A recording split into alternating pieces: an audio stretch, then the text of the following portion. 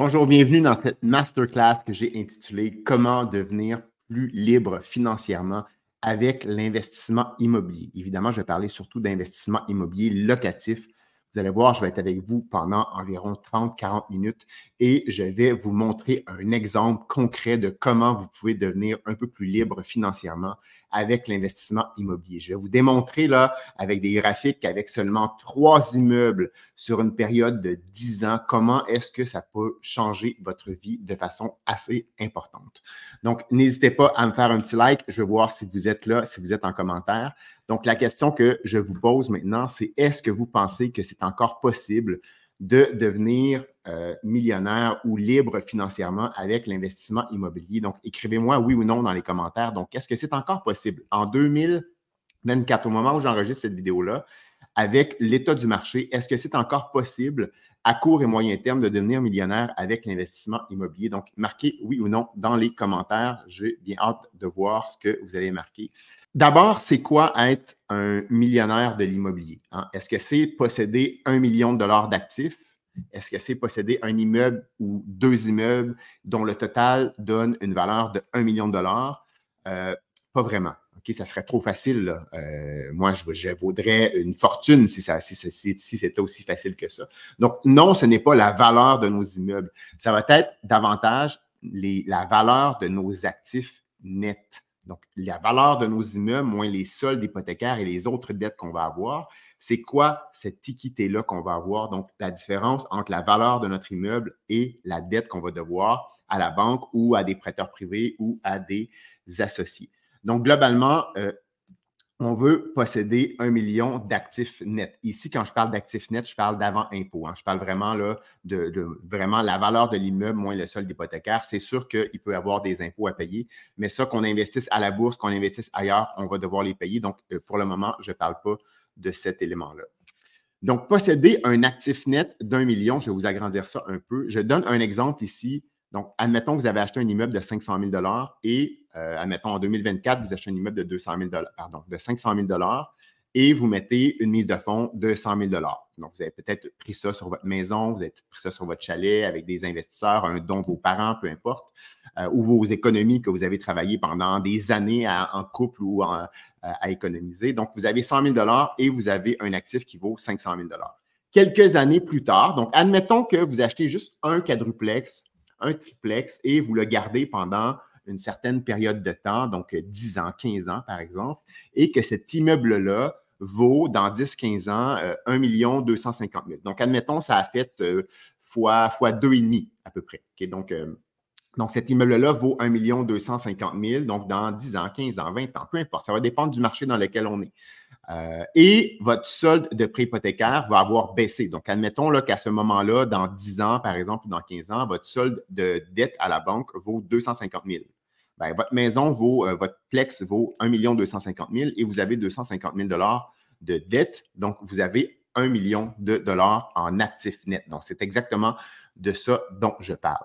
Vous allez voir dans les prochaines diapos, je vais vous monter un petit scénario pour quelqu'un qui fait une première acquisition cette année en tant que proprio-occupant et comment sa situation va évoluer au cours des prochaines années. Donc, pour ceux qui ne me connaissent pas, mon nom est Steve Forget. Donc, j'aide les investisseurs immobiliers qui ont de la difficulté à se lancer, qui ont peur de se tromper, à faire leur première transaction ou à faire croître leur parc immobilier locatif. Il y en a qui en veulent juste un, c'est correct. Il y en a qui en veulent 2, 3. Il y en a qui en veulent 100. Donc, je vous aide à atteindre vos objectifs, que ce soit 2 immeubles ou que ce soit d'avoir un parc un petit peu plus important. Donc, j'ai commencé comme ça. Moi, ça fait 15 ans en mars cette année que je vais avoir acheté mon premier quadruplex. J'étais déjà propriétaire d'un condo avant ça, mais premier quadruplex qu'on voit au plein milieu dans le bas. Là. Donc, j'ai acheté ça. Vous allez voir les chiffres tout à l'heure, je vous les donne. Et 15 ans plus tard, ce seul immeuble-là m'a généré plusieurs centaines de milliers de dollars en actifs nets.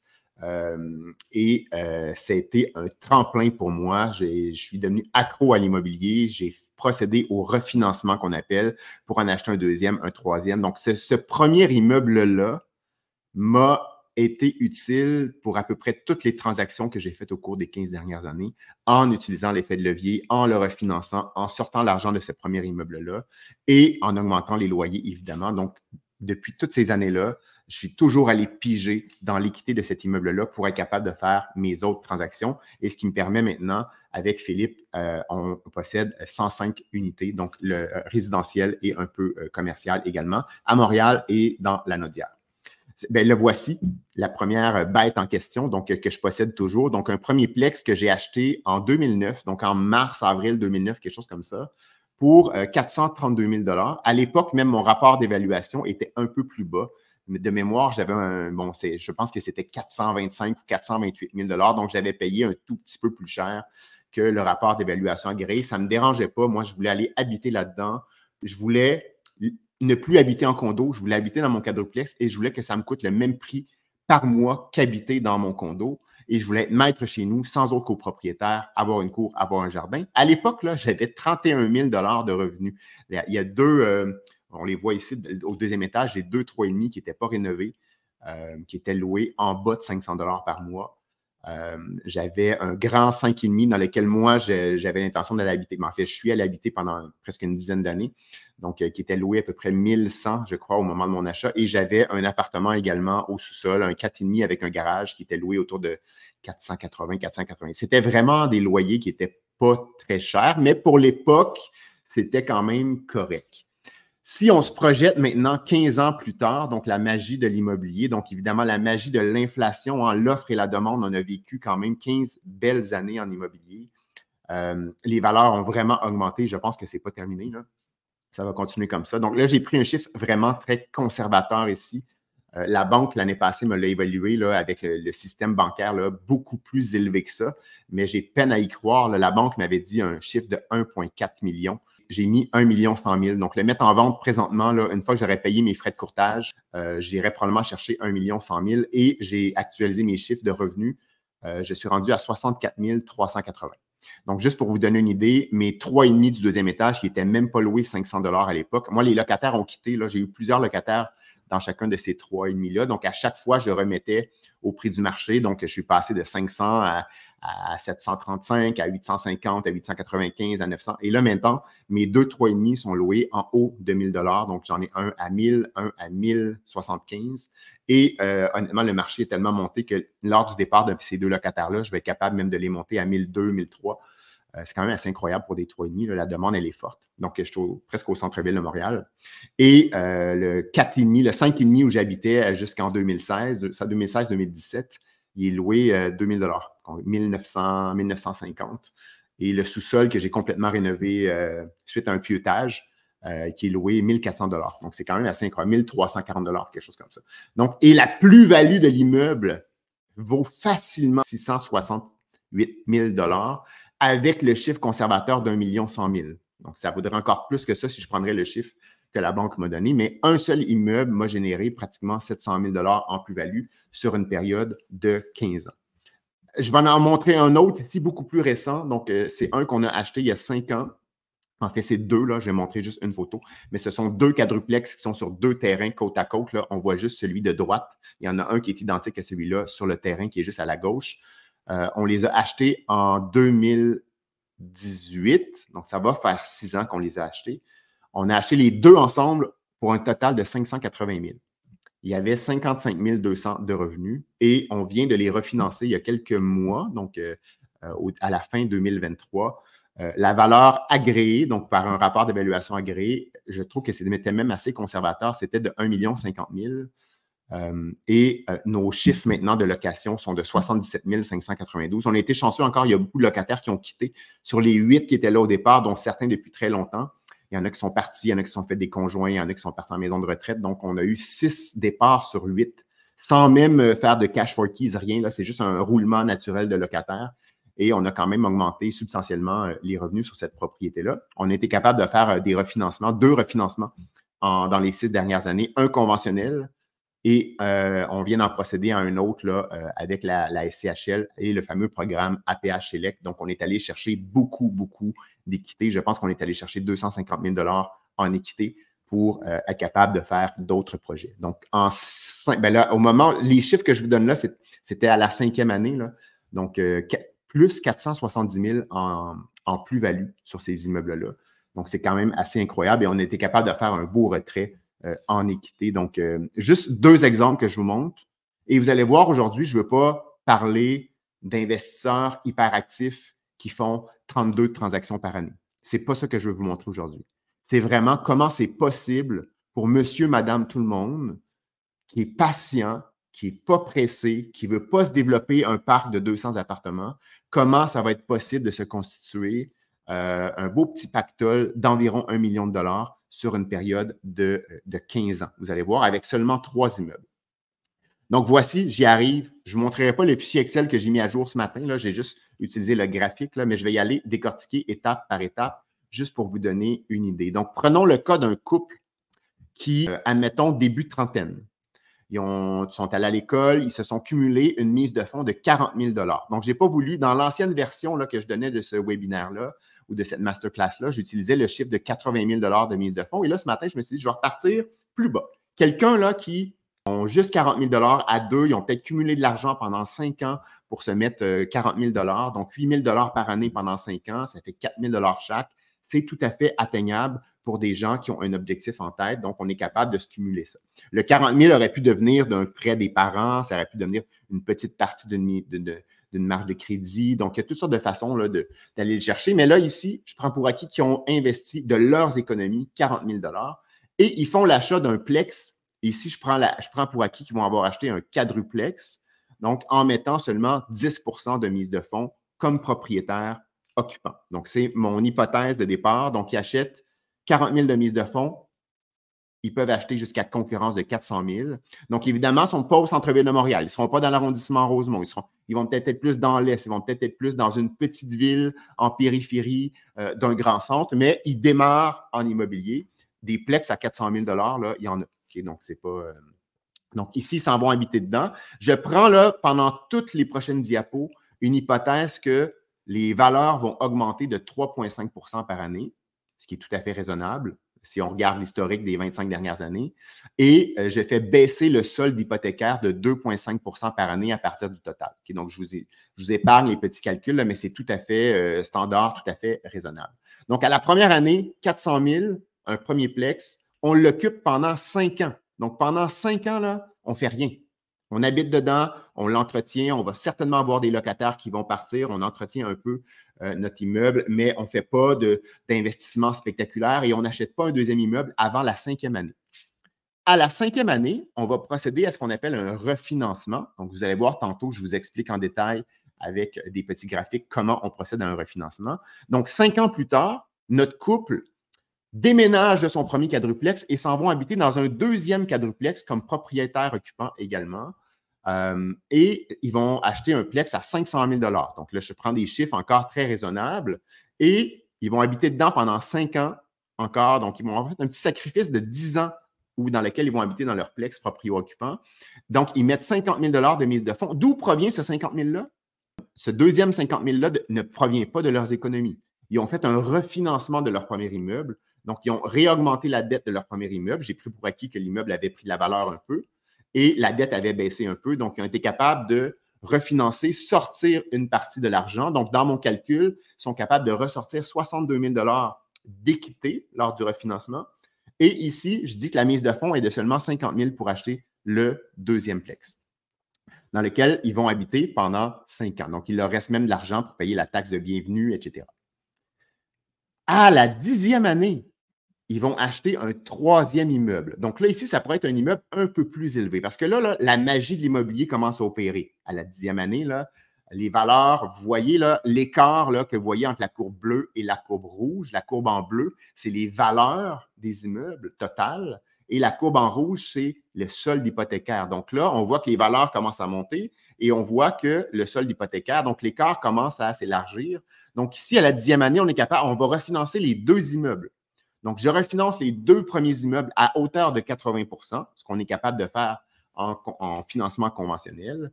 Et ils vont aller retirer jusqu'à 195 000 d'équité que la banque pourrait leur redonner pour faire un autre investissement. Donc, dans mon petit scénario ici, à la 10e année, ils vont aller s'acheter un immeuble. Ça peut être un plex, ça peut être un 8 logements, par exemple. Ça va dépendre dans quelle région on est. Ça peut être un 6 logements. Admettons, j'ai mis un chiffre de 900 000. Donc, on n'est pas dans un immeuble neuf ici, là. Donc, j'ai mis un chiffre. Là, évidemment, vous comprenez que c'est une démonstration, donc les chiffres pourraient varier. Là. L'important, c'est le concept derrière ce que je vous explique. Donc, ils achètent un immeuble à 900 000 et ici, je dis qu'ils vont injecter une mise de fonds de 180 000. Donc, à la 10e année. Donc, il leur reste encore un peu de marge de manœuvre pour payer la taxe de bienvenue, etc. Donc, 3 immeubles en 10 ans. Donc, un la première année, un à l'année 5, un à l'année 10. Et là, notre couple, ils sont super heureux, ils n'en veulent pas plus. Ils disent, nous, on n'achète plus. Et ils vont garder ça. Qu'est-ce que sera le résultat au bout de 15 ans? Donc, à 5 ans plus tard, donc 5 ans après avoir acheté le 3e immeuble, la valeur totale serait de 2 444 000. Le solde des dettes sur les 3 premiers immeubles serait d'1 450 000, donc je les ai mis à jour. Donc, la différence entre le 2 444 000 et le 1 450 000, ça donne 993 662. On est vraiment tout proche du million de dollars. Tout ça avec 3 immeubles, dont 2 qui ont été propriétaires occupants dans lesquels ils ont habité pendant 5 ans. N'oubliez pas là, que dans ma petite démonstration ici, là, qui est simplifiée, la mise de fonds de départ, elle était de 40 000 dollars. Notre petit couple ici, pour acheter le 2e et le 3e, n'ont pas réinjecté de leur propre argent, n'ont pas réinjecté de leur propre économie. Donc, c'est toujours le premier 40 000 dollars qui a servi à acheter le premier immeuble, qui a monté en valeur. Le solde hypothécaire a baissé. On est allé rechercher une partie de l'équité à l'année 5 pour acheter un 2e immeuble. Et la recette se continue. À l'année 10, on fait la même chose, mais ils n'ont pas réinjecté de leur propre argent pendant 15 ans. Et au bout de 15 ans, ils possèdent 993 662. Je me suis amusé dans mon fichier Excel à dire, si ce couple-là avait investi le 40 000 à l'année 1 dans des placements, par exemple, pas en immobilier, et qu'ils auraient eu 8 de rendement. Là, c'est un choix que j'ai fait là, parce que je trouve que c'est assez raisonnable de dire en moyenne, sur 15 ans, 8 de rendement. Je pense que c'est tout à fait standard et conforme. Il y en a qui vont être plus performants, il y en a qui vont être moins performants. J'ai pris 8. Combien 40 000 investis à 8 par année avec des intérêts composés? Combien est-ce que ça va vous donner sur une période de 15 ans? Ça va vous donner 126 887. Je ne vous dis pas de ne pas investir ailleurs. Là. Moi, je recommence à investir ailleurs. Donc, je recommence à faire des placements, à prendre des REER, etc. Chose que j'avais arrêté de faire pendant des années. Donc, je veux me diversifier. Donc, je ne vous dis pas, ce n'est pas un conseil financier que je vous donne. Je veux juste vous démontrer le pouvoir de l'investissement immobilier et le pouvoir de l'effet de levier. Donc, avec ces refinancements-là. Ici, je ne pense pas que j'ai exagéré. 3 immeubles sur 10 ans, je ne pense pas que le couple se soit mis en danger. Okay? Et on est probablement dans des petites villes en périphérie. Donc, je pense que c'est tout à fait raisonnable ce que je vous montre là. Donc, ceux qui ne comprennent pas c'est quoi l'effet de levier, je vous le montre. Donc, je prends ici un immeuble de 400 000 $. Donc, on achète un immeuble de 400 000. C'était le cas du couple dont je parlais. Mais ici, dans mes petits schémas, là, je ne les ai pas refaits ce matin, mais j'avais une équité de 80 000 $. Donc, la mise de fonds, au départ, elle est de 80 000 $ et on a un prêt de 320 000. Je vais juste vous montrer comment fonctionne un refinancement, comment fonctionne une sortie d'équité pour être capable d'acheter un 2e immeuble. Donc, au départ, ils ont mis 20 de mise de fonds pour acheter, par exemple, un quadruplex ou une maison. Ici, ça répète une maison également dans ce cas-là. Et quelques années plus tard, donc 3 à 5 ans plus tard, je pense que dans mon exemple, c'était sur 3 ou 5 ans, là, admettons que la valeur a monté. Donc, on a acheté à 400 000, on a peut-être fait un bon achat, on a peut-être acheté en bas de la valeur marchande ou le prix a augmenté dans le temps également. Donc, ici, quelques années plus tard, la valeur vaut 500 000 $ et le solde hypothécaire a baissé un peu. Donc, je l'ai mis ici à 283 225. Donc, notre solde hypothécaire baisse, la valeur a augmenté. Donc, si on regarde la proportion là, de la dette par rapport à la valeur totale de l'immeuble maintenant, donc on a un immeuble qui vaut 500 000, j'ai une dette de 283 000, ça me donne donc un pourcentage de 57 %. Donc, 57 % d'endettement sur cet immeuble-là, sur la nouvelle valeur de cet immeuble-là. Ce qui nous donne donc une équité, la partie en bleu, de 43 %. Donc, on a 43 % d'équité et on a 57 % d'endettement. En Amérique du Nord, ça c'est la magie de notre système bancaire en Amérique du Nord, on est capable de dire, hey, je peux remonter ma dette jusqu'à la hauteur. Là, je prends ici un petit plex là, Donc, on pourrait remonter la dette à hauteur de 80 %. Donc, je retourne voir la banque si les ratios d'endettement fonctionnent, si mes revenus se maintiennent. Donc, on pourrait dire, sur cette valeur de 500 000-là, remonte ma dette à 80 %. Hein, les banques veulent toujours avoir un 20 % de marge de sécurité, donc d'équité qui reste coincée dans l'immeuble. Et on aurait donc une nouvelle dette de 400 000. Donc, ce nouveau 400 000-là de dette, moins la dette que j'avais auparavant de 283 000, ça me donne 116 775. Donc, j'ai augmenté ma dette de 116 000 $. Et quand on procède à un refinancement traditionnel, standard, là, la banque va vous accorder un prêt de 400 000 et elle va prendre le 116 000 supplémentaire et elle va le mettre dans votre compte de banque. Donc, si vous avez 116 000 dans votre compte de banque, pas pour aller vous acheter un bateau, mais pour aller acheter une deuxième propriété. Donc, oui, vous avez augmenté l'endettement, mais il faut évidemment que cette nouvelle dette puisse être supportée par l'immeuble, idéalement, dans un monde idéal.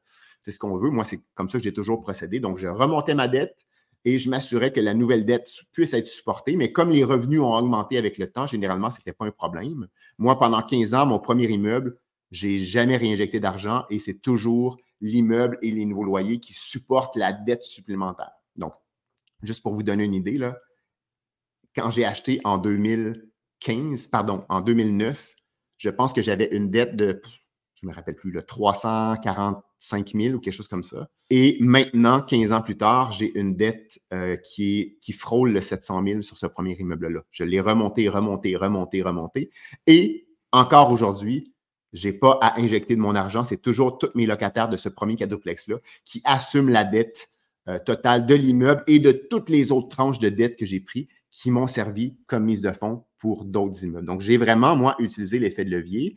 Je l'ai utilisé beaucoup plus que 3 fois sur une période de 15 ans, mais je veux juste vous démontrer à quel point c'est possible. Faites attention, l'effet de levier, c'est fantastique, mais comme on le vit depuis 2 ans, ça peut être dramatique. Quand on est trop endetté, si on est trop endetté, on est allé trop vite et on n'a pas bien géré nos risques. Par exemple, ceux qui sont complètement en taux variable, il y en avait qui avaient des parcs immobiliers au complet en taux variable. Ben maintenant, ils sont en train de, leur effet de levier est en train de détruire leur équité. Il y en a qui n'ont même pas assez de fonds pour payer leurs intérêts et à chaque mois, le solde de l'hypothèque, au lieu de baisser, le solde hypothécaire remonte. Et dans certains cas, il y a eu des petites baisses de valeur. Donc, une petite baisse de valeur et un solde hypothécaire qui remonte. Donc, on était en train de détruire du capital, en train de détruire l'équité de l'investisseur. Donc, évidemment, il n'y a pas eu des grosses baisses dans les immeubles locatifs. Là, ça n'a pas vraiment affecté. Donc, on est quand même assez chanceux, mais il y en a qui ont pris beaucoup de risques en étant en taux variable et l'effet de levier s'est tourné contre eux, finalement. Okay, donc, il faut faire très attention. Donc, ici, dans l'exemple que je vous ai montré, 3 immeubles achetés sur une période de 10 ans et on les conserve pendant 15 ans. Je pense que ce n'est pas une stratégie extrêmement périlleuse. Et pour quelqu'un qui fait des bonnes transactions, qui achète des bons immeubles bien situés avec un potentiel d'augmentation des loyers, c'est assez difficile de se tromper. Comment réussir à faire ça? Hein, globalement, là. Vous êtes avec moi, vous êtes en train de m'écouter et de dire si, OK, comment je fais? Donc, c'est sûr qu'au départ, là, il va falloir que vous ayez idéalement une petite mise de fonds. Donc, moi, dans mon cas, je suis parti d'un petit cas et j'ai 40 000 $ de mise de fonds. Donc, il faut se le cumuler. Soit qu'on y va avec des partenaires, soit que nos parents nous donnent un petit coup de pouce, soit qu'on travaille davantage. Il y en a qui vont utiliser une partie de leur économie, une partie de dons de la famille. Il y en a qui vont utiliser pour un premier achat j'ai juste cashback dans la tête, là, mais ce n'est pas ça. Mais quand la banque, là, elle va vous accorder un taux d'intérêt un petit peu plus élevé et elle va vous redonner la différence pour vous permettre d'investir en mise de fonds. Donc, il y a toutes sortes de stratégies pour démarrer. Mais moi, je ne veux pas vous faire miroiter qu'on part de rien. Ici, je suis parti de 40 000 $. Okay? Donc, il va falloir passer à l'action. Il y en a qui restent pétrifiés, là. Et le but, vous allez voir de toutes mes prochaines diapos, ce n'est pas compliqué, là. Il n'y a rien de sorcier dans ce qui s'en vient, mais il faut passer à l'action. Donc, de un, je parlais à quelqu'un hier, justement, et il me disait, ouais, c'est tout nouveau, c'est un de mes étudiants à l'université. Il me disait, Monsieur Forget, je voudrais investir en immobilier avec ses frères. Donc, ils sont 3 frères, ils veulent acheter ensemble. Je parlais d'hypothèque, je parlais de ratio d'endettement, je parlais de valeur, ils ne comprenaient pas. Okay, bien, premièrement, il va falloir comprendre toute cette terminologie-là. Il faut comprendre la mécanique de base. Il ne faut pas attendre d'avoir toutes les connaissances du monde pour passer à l'action. parce que dans 15 ans, on va se reparler, vous n'aurez pas passé à l'action. Mais il faut être capable il y a des livres, il y a des chaînes YouTube, il y a plein de podcasts maintenant qui existent. Venez voir mon blog, venez voir, vous êtes dans le groupe ou sur ma page, vous pouvez le lire, vous vous informer, il y a des formations qui existent. Moi, j'en donne, d'autres groupes en donnent, etc. Mais vous êtes capable déjà d'aller chercher une base pour vous éduquer puis aller chercher des connaissances. Le marché devient de plus en plus sophistiqué. C'est très, très important de garder à l'affût de ce qui se passe, des nouvelles tendances, des nouveaux changements, des nouvelles règles de financement. Donc, ça devient de plus en plus sophistiqué. Il faut vraiment apprendre de façon constante. Moi, j'apprends encore énormément, même si ça fait 15 ans que je suis en immobilier. Donc, allez chercher vos connaissances. Et malheureusement, il y en a qui restent coincés à cette étape-là. Ils ont l'impression qu'ils n'en connaissent jamais assez. Ils ne seront jamais assez prêts. Et plus ils apprennent, plus ils ont l'impression qu'ils n'en connaissent pas. Parce qu'il y en a tellement à connaître. Donc, ils ne sont pas capables de passer à l'action et faire des offres d'achat. C'est incroyable. Là. Même dans mon programme de coaching, j'en ai quelques-uns qui restent coincés à l'étape de « je me forme », mais quand il vient le temps de déposer une offre d'achat, ils sont pétrifiés par la peur. Okay? Donc, il faut être capable à un moment donné de dire « je me protège, je vais faire des offres d'achat avec mes conditions, avec mes clauses pour me protéger et je vais aller de l'avant. » Donc, la plus dure, je pense, c'est probablement la première offre d'achat qu'il faut faire. Hein, on est tous énervés, on est tous stressés. Et ne vous en faites pas, la majorité des offres d'achat que vous allez faire seront refusées et c'est tout à fait correct. Il faut apprendre à vivre avec ça, mais il ne faut pas s'empêcher d'en faire. Donc, osez faire des offres d'achat à un prix qui vous convient à vous, avec les clauses qui vous conviennent à vous.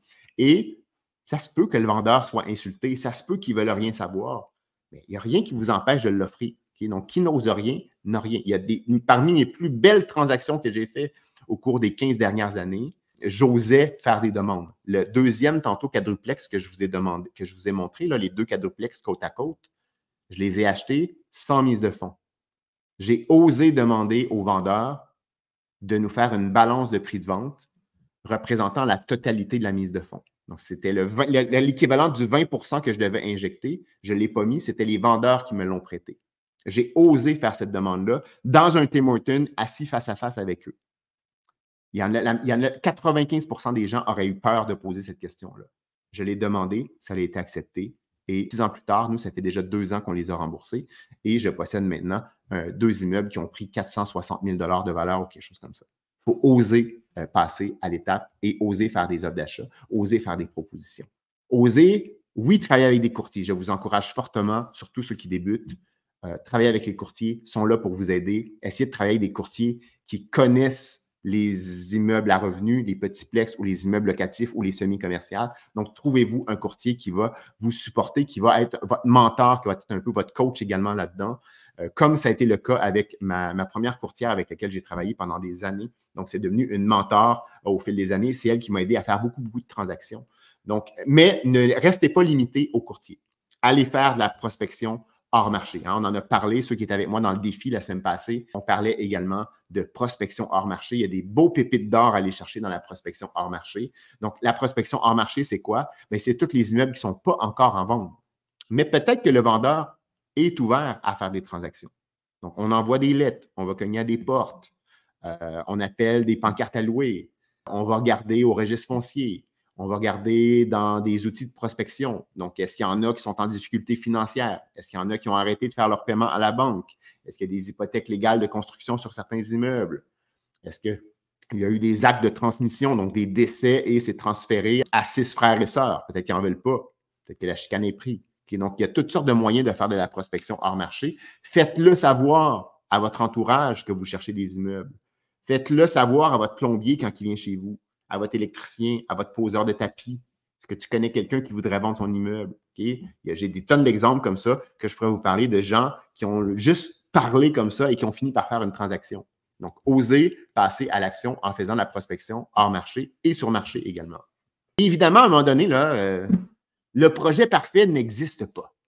L'immeuble parfait, extraordinairement bien situé, avec des chiffres, des revenus très élevés et des dépenses très, très faibles et un cash flow phénoménal avec des locataires A1 qui paient très cher pour le loyer, avec aucun entretien à faire sur l'immeuble, je suis désolé de vous l'apprendre, mais ça n'existe pas.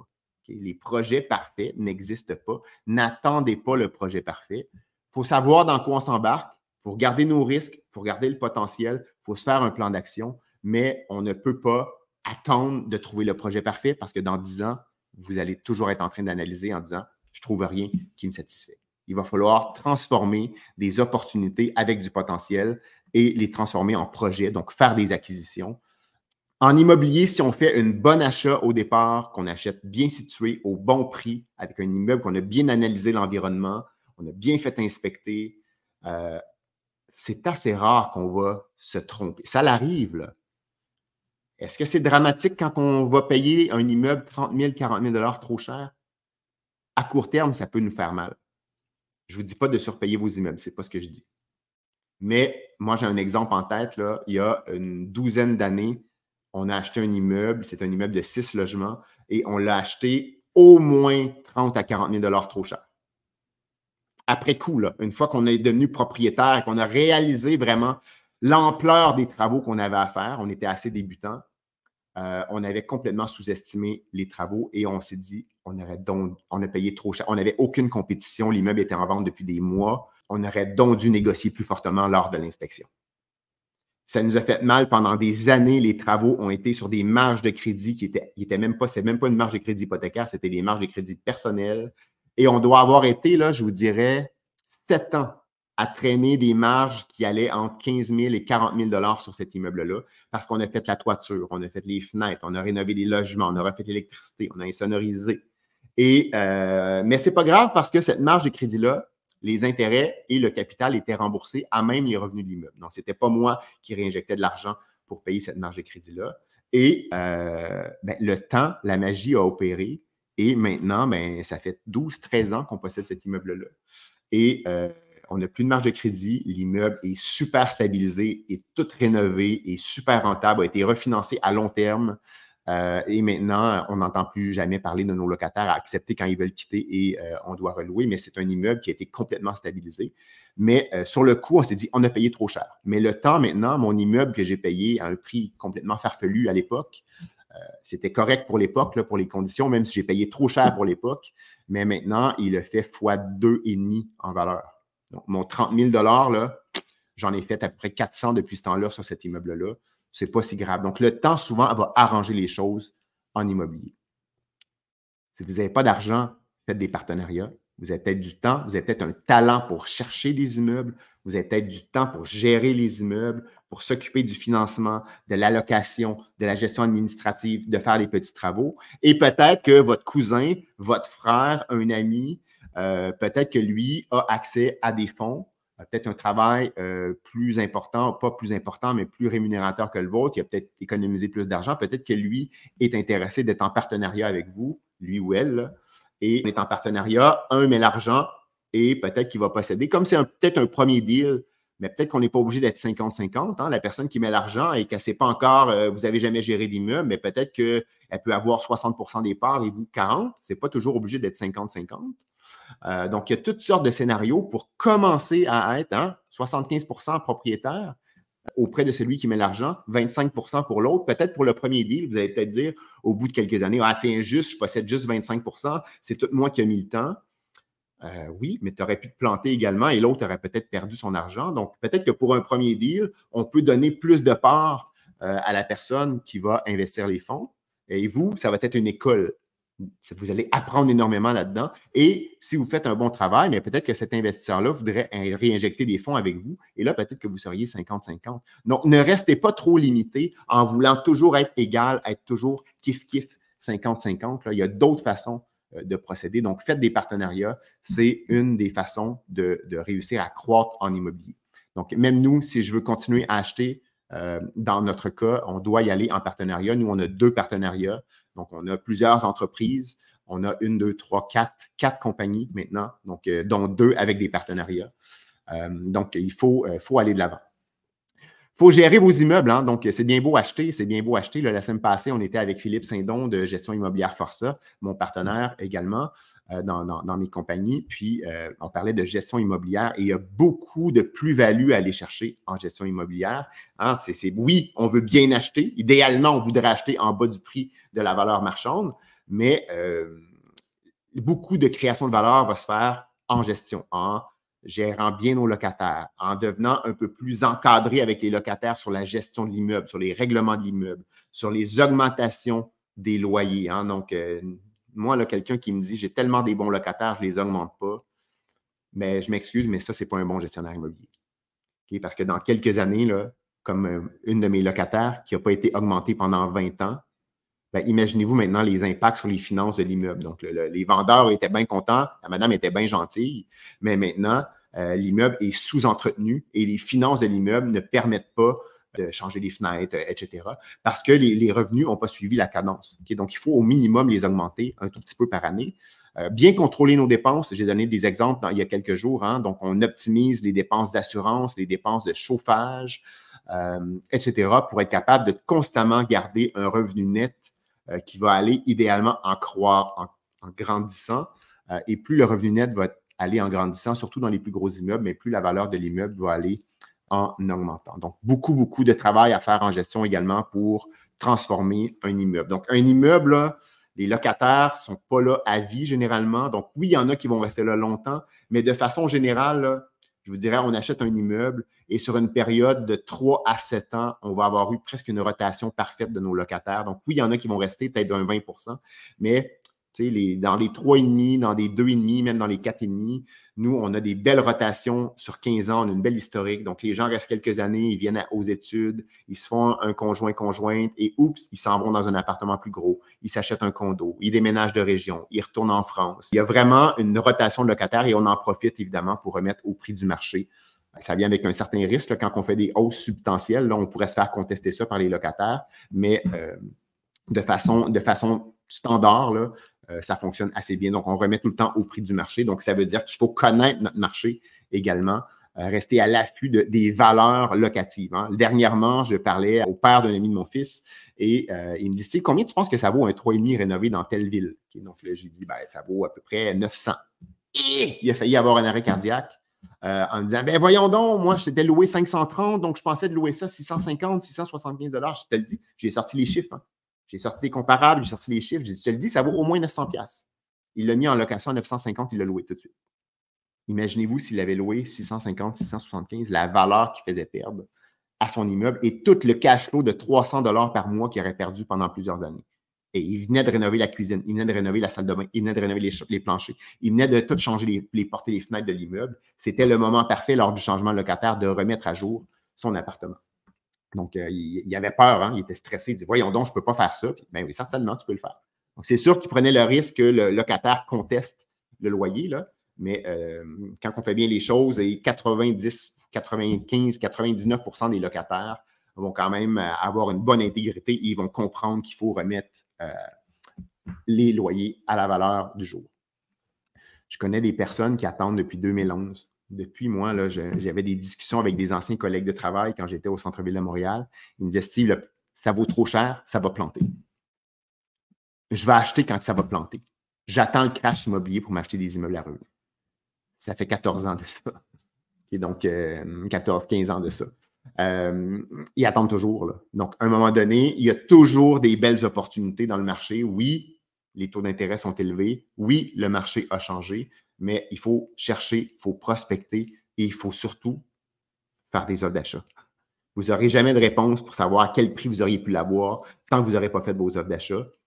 N'ayez pas peur d'avoir des offres d'achat qui vont être refusées. Il faut passer à l'action. Si tout le monde regarde les immeubles en se disant « ils sont tous trop chers et que personne ne fait d'offre d'achat sur l'immeuble », ben, personne ne va l'acheter. Okay? Donc, ça va être la personne qui va oser faire une offre d'achat qui va l'acheter.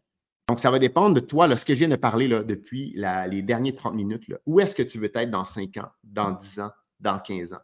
Pose-toi cette question-là, seul, en couple ou avec tes associés. Donc, où est-ce que vous voulez être dans 10 ans, dans 15 ans? Et faites une rétro-planification.